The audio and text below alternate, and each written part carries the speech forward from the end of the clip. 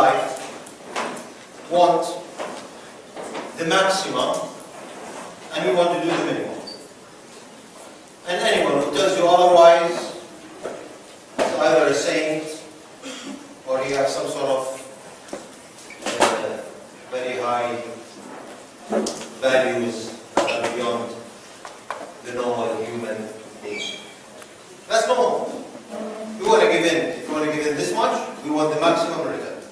In many cases, we do give a lot, and we get very little in return, because we are doing the giving in the wrong place. Okay? Now let's take our case here, which is studying. The way, I would say 80% of the people here studied like this. Today, I study this much. Tomorrow, similar amount. And then suddenly I have a test, so I study this much. And then no study, I go back to this much. And then term exams, and it's to the roof, and so forth. So it's a curve that goes up and down throughout the 20% who know what they're doing. What they do is, they study this much every single day of the year. And occasionally, it goes up by a little bit, and then the difference between those who study this way and those who study constantly is that those who study constantly have better grades. Better grades, not necessarily definitely better. You get the odd genius who studies like that and still have good grades, but at least value for money, they're getting the maximum. The reason why you need, especially at exams times, you need to study a lot, because you study like this. Because those of you know very well, those of you who study for a term exam, if you have a math test tomorrow, and you sit down and study 5 hours for it today, you know very well, 2 days later, you have forgotten half of it. Why are you doing it the wrong way? And let's start with where to study. First of all, to study you need notes, no? And that's the first, even before studying. If you do not have notes, that's the first process. Anything written on the board, it's copied. Any references that were given, they're copied. Any comments, and all this is where we get, this is normal. And now we get this really smart.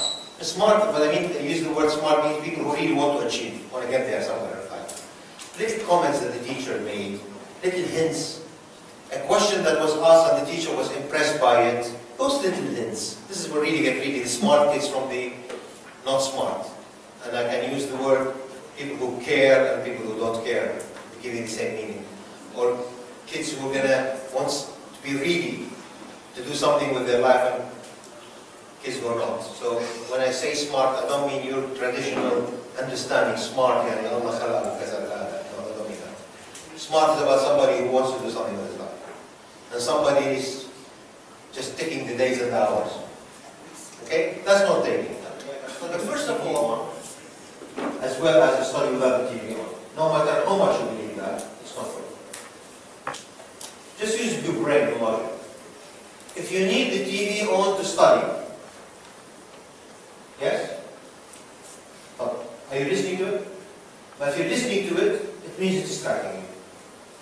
If you say, I can put the TV on and not pay attention to it, this is how we نشرح الاشياء الان احنا we're smart انا بحط التي في بس انا فيني لما بدرس ما بنتبه عليه.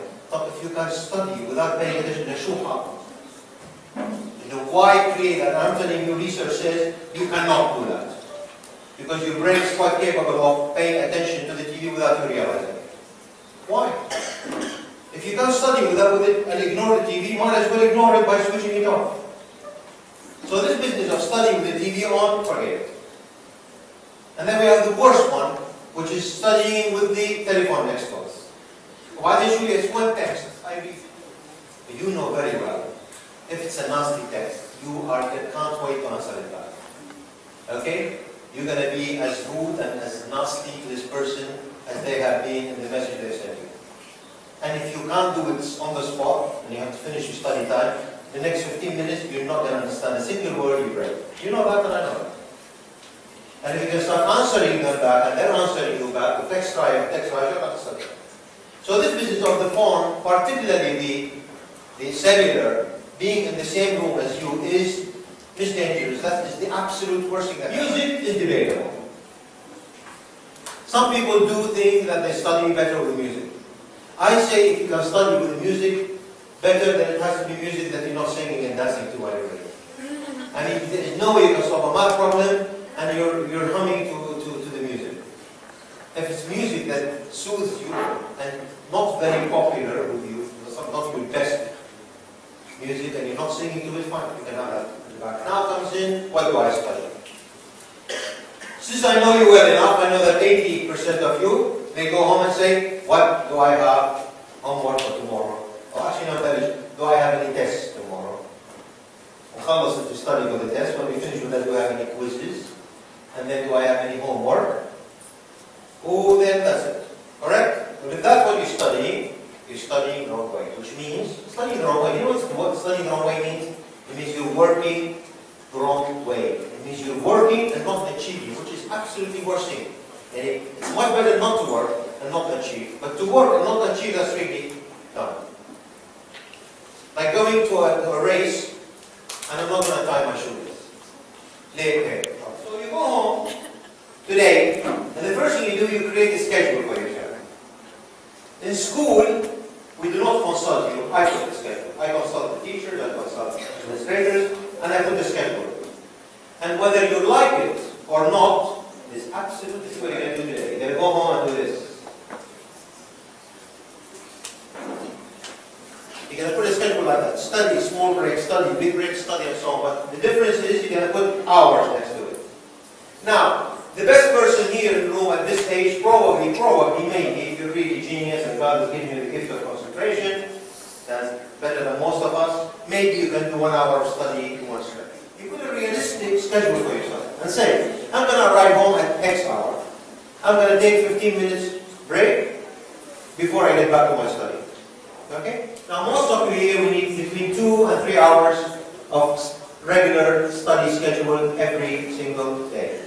Grade 10, we're talking 2 to 2.5. Grade 11 and 12, 2.5 to 3. Secondary 3 is 4 hours. That's what it is. Nobody is too smart to do this, and nobody is too stupid to do this. We all need a schedule. Once you put that schedule, you stick to it. Okay. Let me now come to the question. Great. I've written my schedule, and you write this today.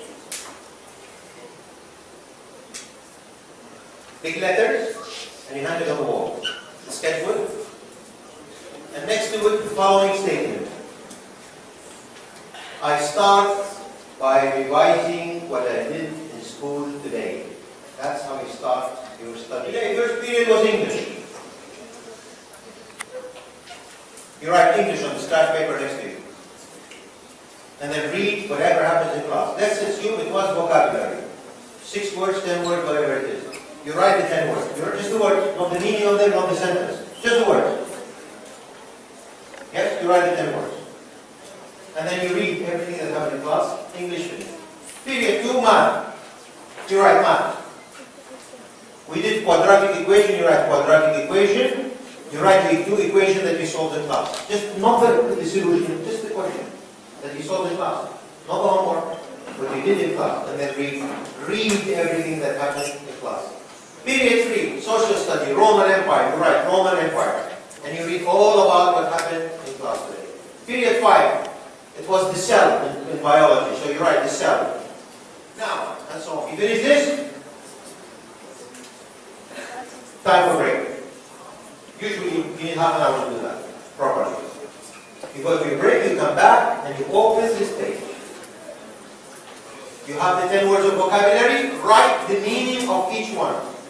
Or write a proper sentence that was used in class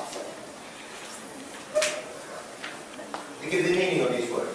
When you finish that, now you open your book again and check. Did I spell them right? Was the sentence correct? Was the meaning correct? If it's correct, put a tick. I have understood my English class. Well done. If not, you've missed one of them was wrong. You write another page. You open another scratch. And you write that word here. The one you've messed up. You write it here. Just the word. and then you move to your math. Have quadratic equation, you solve them. And then check it after you finish solving them. You check the solution with what you've done in class. If it's correct, great. If not, rewrite the question on the new sheet, because you made a mess of it. You understood it. Check. When everything is done, now you have finished your real homework, which is studying what you did in school today. Now you ask yourself, do I have any homework or not? If you do this today, you're going to find, God, this is a lot of hard work. True. You know why? Because at the moment, you're studying at this level. And I'm asking you to do this. But in a month's time, or 2 months' time, you will find that this is easy. Because there is no this 15-hour a day studying anymore. I don't need it. And suddenly you realize, it's true, I've gone up from half an hour to 2 hours. First, my grades are better. 2, when it comes to weekly tests, I no longer need to study for 3 hours. I'm still doing my normal 2 hours. And finally, when it comes to trimester 2, end of trimester 2, I bet you, if you do not need to study for at least 60% less than what you're doing now, you're going to be doing only 40%. And get better at that. Then you start to realize that this works. But the first week, you're going to think, oh God, this is a lot of work. Yes. But as the weeks pass by, you will find that what you accumulate studying, or the total that you study per month, is not really more than what you're doing now. It's just distributed better. Instead of going like that, I'm just doing it into a nice little rectangle.